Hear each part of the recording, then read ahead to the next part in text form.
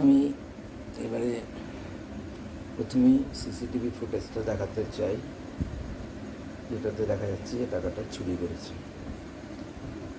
আমি পুরো ঘটনাটাই পর দিব, যার পর যেটা ঘটেছে, যার পর যেটা আমি করেছি, চাকরি ছাড়ার পরেও সেগুলো আমি পর দেব। এবং আমি ভিডিওটা যখন দেখাবো তখন বলে 15:14 টাকা তুলবে, অর্থাৎ 3টা বেজে 14 মিনিট। ওপরে ডান দিকে দেখা যাচ্ছে যে সময়, তারপর বাঁ দিকে ডেট 5/6/2018।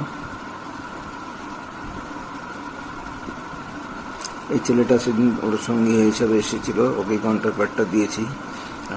যে টাকাটা যে তুললো সে বেরিয়ে গেছে 5-7 মিনিট পর। এই টাকাটা তোলার পরেই বেরিয়ে গেছে, কিন্তু হয়তো বাইরে ছিল, কারণ এই লাল টি শার্ট পরে ছেলেটা বারবার বাইরে যাচ্ছিল আর ঢুকছিল অনেকবার, সেটা দেখাবো।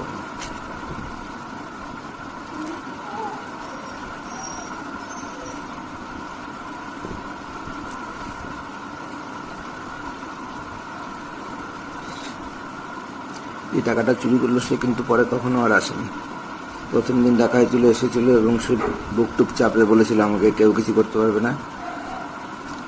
ও কথাটাই ঠিক হয়েছে। আমাদের চিফ ম্যানেজারই এবং যে অন্যান্য অফিসার, স্টেট ম্যানেজার, ওদের কথাই রেখেছে, চোরের কথা রেখেছে। ওকে কেউ কিছু করতে পারেনি। চোরের যে মালিক, ক্যাশকেট কাস্টমার, খুব ইম্পর্টেন্ট কাস্টমার, সেও প্রথম দিনই বলেছিল ও টাকা চুরি ফুরি হয়নি, দেখেন ব্যাংকেই আছে টাকা।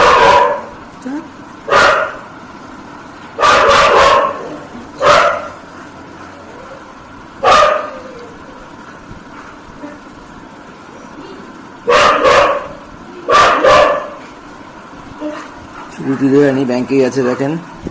এই কথাটা আমার কানে গেছিল, জোরেই বলেছিল এবং আমার এটা খুব অপমানিত বোধ করেছিলাম। যার মানেটা হচ্ছে টাকাটা চুরি টুরি হয়নি, ক্যাশিয়ার অর্থাৎ আমি টাকাটা কোথাও লুকিয়ে বা সরিয়ে রেখেছি, এটা পরিষ্কার ইঙ্গিত। এবং সেই কথাটাই ব্যাংক লাস্টে প্রচার করলো যে কোনো চুরি হয়নি, ওখান থেকে অন্য কোনোভাবে খোয়া গেছে। মানে মিথ্যা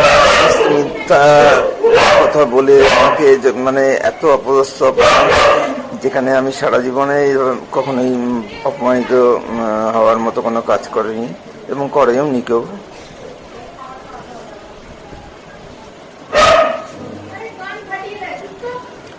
সালে মালদা বেঞ্চে ফিরে আসার পর থেকে আবার শুরু হয়েছে।